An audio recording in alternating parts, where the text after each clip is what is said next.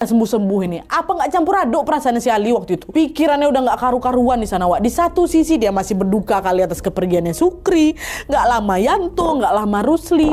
Di sisi lain juga dia khawatir sama keadaan Joni. Dia takut kalau sampai Joni ini nyusul yang lain juga. Tapi Ali di sini nggak bisa berbuat apa-apa, Wak. Bahkan dia ini juga nggak bisa ngejenguk si Joni. Gegara desa S itu tempat Joni dirawat ini lokasinya juga jauh kali. Selain itu dia juga dilarang sama keluarga untuk jengukin Joni dulu, Wak. Jadi ya udah, Ali cuman bisa meratapi kesedihannya seorang diri di sana di kampungnya itu. Bayangkan kalau jadi Ali macam mana tuh ya, sendiri di situ. Biasa dari SD bareng. Wah, sejak saat itu kehidupan paman aku berubah drastis. Nah dia udah nggak seceria dulu lagi. Tiap pulang sekolah dia cuma bantu ibu jualan aja. Udah habis itu dia ngurung diri lagi di kamar. Dia nggak punya teman yang bisa diajak ngobrol lagi, nggak ada teman yang diajak main atau belajar bareng lagi, udah nggak ada. Separuh jiwanya Ali itu udah macam hilang, Wak. Sampai nafsu makannya pun juga menurun. Nah kondisi inilah bikin Ali ini jadi gampang lemes, jadi gampang sakit. Ditambah lagi beberapa hari setelah pemakamannya Rusli, ada desas-desus dari beberapa warga yang bilang kalau Rusli yang tadi tuh, Rusli yang kepleset di kamar mandi. Sebelum meninggal dunia, Rusli ini sempat nyebut-nyebut namanya Sukri. Persis seperti yang dialami Yanto waktu dia sakit sebelum meninggal. Aduh, merinding aku tiba-tiba. Nah, warga menduga kepergian Rusli dan Yanto ini mungkin ada kaitannya sama Sukri. Dugaan warga kayak itu.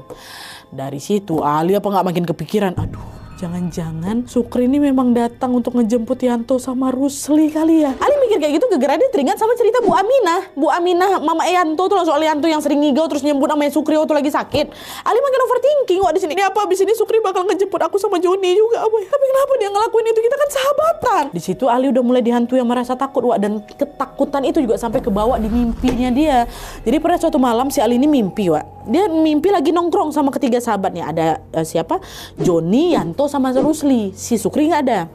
Dan di mimpi itu, waktu mereka lagi nongkrong, mereka dilihatkan penampakan Sukri yang lagi kecelakaan dengan kondisi berdarah-darah. Dilihatin kayak gitu. Dan gak lama setelahnya, Ali dengar si Sukri ini manggil-manggil nama mereka berempat. Rusli, Joni, Ali, Yanto, Rusli. Diulang-ulangnya terus, Wak. Nah Sukri nyebut nama mereka ini berulang-ulang kali sambil ngerintih kesakitan. Dan gak lama setelah dia sebut nama Ali, dia sebut nama Ali lagi, Wak. Ali langsung kebangun dari mimpinya. Wah, tubuhnya udah gemeteran, seolah-olah apa yang dia lihat dan dia dengar di mimpi itu macam nyata kali. Suara rintihan Sukri itu betul-betul macam menyayat hati. Dan waktu manggil nama teman-temannya, seolah-olah Sukri ini pengen ngajak mereka berempat untuk pergi bareng dia tuh loh, Wak. Dan sejak mimpi itu Ali mulai ngerasain hal-hal aneh di sekitarnya, Wak.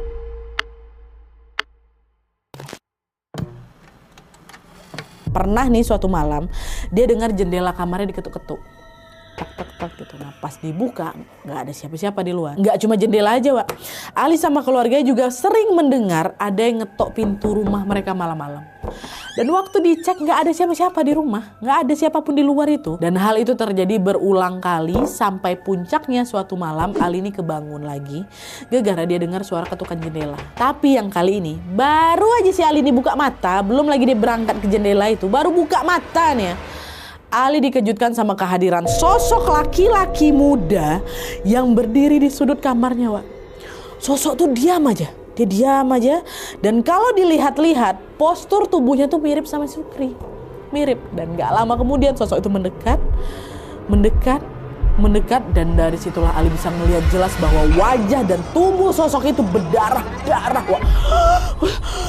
Ali teriak, "Ibu, tolong! Sukri, Bu! Sukri yang datang, Bu, tolong, Bu, tolong!" Dengar teriakan itu Bu Halimah, mamanya Ali, sama Suri, kakaknya langsung lah itu kan kebangun, bergegas masuk ke kamar si Ali. Ada apa, Dek? Ngapa, Dek? Tapi Ali nggak jawab, Wak. Dia malah ngeringkuk itu ketakutan di atas kasur, sambil, tolong pergi, kau jangan kau ganggu aku, pergi kau Sukri, kata. Bu Halimah sama Suri bingung di situ, di kamar nggak ada siapa-siapa. Di situ Bu Halimah pun mencoba untuk menenangkan Ali. Istighfar. Nggak ada Sukri di sini. Sukri udah tenang di alam sana. Istighfar. Enggak, Bu, tadi aku nengok Sukri, Bu, dia ada di situ tadi, Bu. Kasihan dia, Bu, dia berdarah-darah, Bu. Kasihan dia. Tapi Ali juga nggak mau ikut sama dia. Enggak, Ali, jangan ngomong kayak gitu. Kamu tuh cuma mimpi. Yang tenang, istighfar. Kamu nggak akan dibawa dia. Bu Halimah terus lah itu kan nenangin Ali, sementara Suri kakak bantu dia untuk baca baca doa. Mereka berdua terus di sana ngejagain Ali sampai